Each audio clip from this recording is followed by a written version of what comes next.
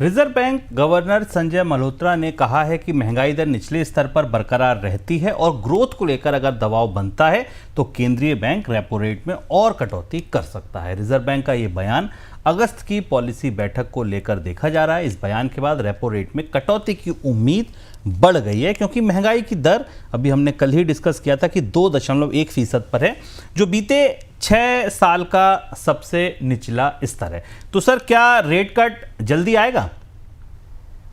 Rate cut आएगा तो जल्दी आएगा कि नहीं, इसका संकेत नहीं है, क्योंकि जो प्रारंभिक अनुमान थे वो ये थे कि महंगाई में जो ट्रेजेक्ट्री बनी हुई थी वो ट्रेजेक्ट्री जारी रहेगी। रिजर्व बैंक के जानकारी में भी था। और दूसरा ये माना जा रहा था कि रिजर्व बैंक ने 2 बड़ी कटौतियां बैक टू बैक कर दी हैं, इसलिए वो इसके लिए दिसंबर तक का इंतजार करेगा। तो अगस्त की बैठक में ही रेट कट का अनाउंसमेंट होगा, इसकी संभावना नहीं है। लेकिन आरबीआई गवर्नर ने दरवाजा खुला, ओपन छोड़ दिया है कि अगर जरूरत पड़ती है तो रेट कट की जाएगी। दुविधाएं कई हैं उनके सामने।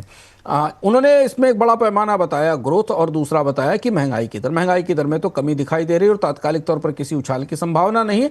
अगर सरकार पेट्रोल डीजल की कीमतों में कटौती करती है तो महंगाई और भी कम हो सकती है।